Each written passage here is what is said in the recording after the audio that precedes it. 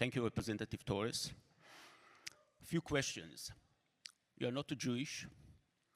You are a person of color. Why are you so committed to the Israeli cause and fighting anti-Semitism? It's the right thing to do. Throughout is the simple answer.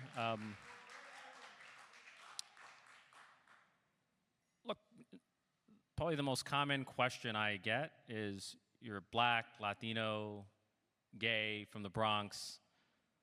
Like, why do you speak out so frequently and forcefully against anti-Semitism? And, I simply reply, the question is not why have I chosen to speak out?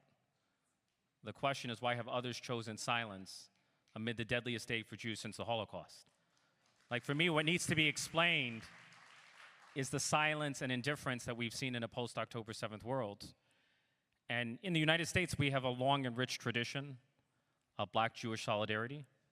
Like, throughout history, there have been Jews who gave their lives for the cause of civil rights. 60 years ago, Michael Schwerner and Andrew Goodman, as well as James Chaney, were barbarically murdered in the Mississippi burning so that black Americans could have the right to vote and live freely, unencumbered by the cruelty of Jim Crow. And so for me, the lesson learned from history is that we're all in this together. We all have a moral obligation to fight racism and anti-Semitism and extremism, no matter what form it takes and no matter what direction from which it comes.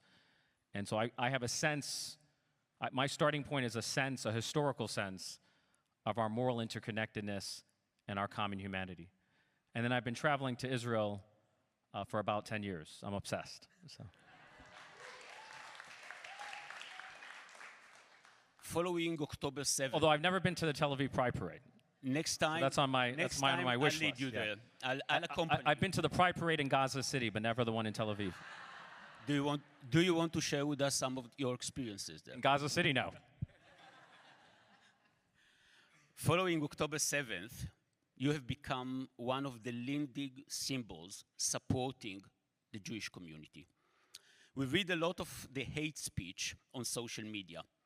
Many influencers here experience the same hate speech on their platforms.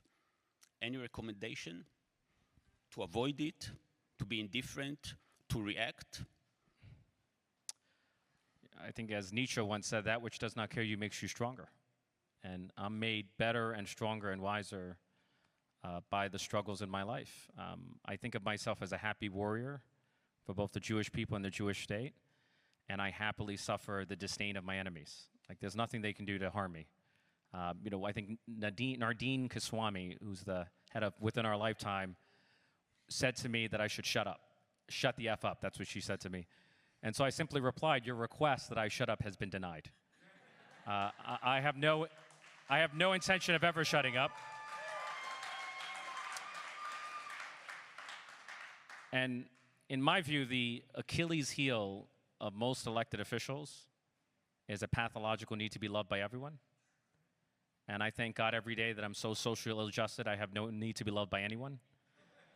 But I feel like when you give up that need to be loved, when you give up the need to be all things to all people, when you take a stand for what you believe is right, that to me is the definition of liberation and leadership. And so I feel like a free man. I'm fighting for what I believe in. And I know that the long arc of history is going to bend toward justice, toward the U.S.-Israel relationship, toward Haktikva, toward hope. What steps do you think the U.S. administration can take to fight the rise of anti-Semitism? Well, first, we need more pro-Israel members of Congress. So if you're interested in running, let me know. We need like a pro-Israel squad. But seriously, no, we need members of Congress who are as visibly and vocally pro-Israel as the other side is anti-Israel. Like, we need to take the fight to the other side. For me, there's an urgent need to reform higher education and social media, because those are the disproportionate drivers of anti-Zionism as anti-Semitism. And in the case of higher education, the problem is not a lack of legislation. The problem is a lack of enforcement. If you're a college or university that creates a hostile environment for Jews on campus, you are acting in violation of Title VI.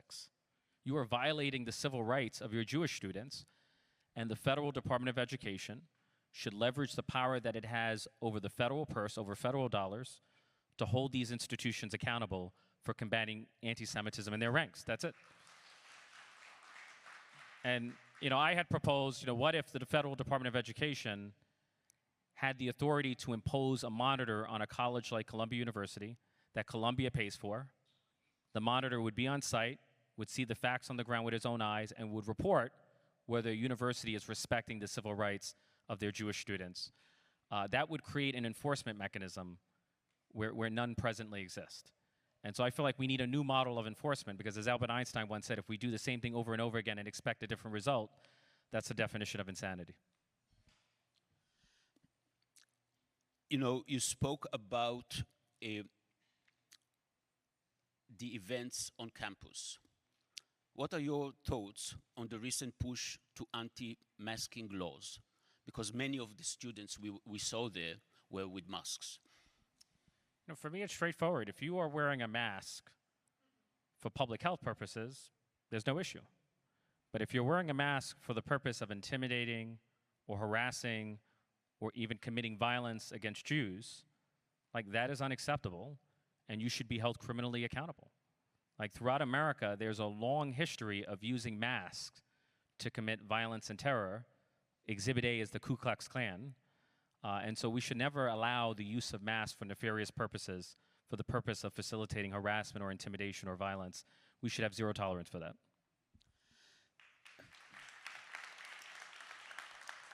Thank you very much. I would like also to thank you on behalf of many Israelis who follow you, admire your work, and Too bad they can't vote for me. they are not American citizens, but you have the emotionally support. Thank you very much. Thank you.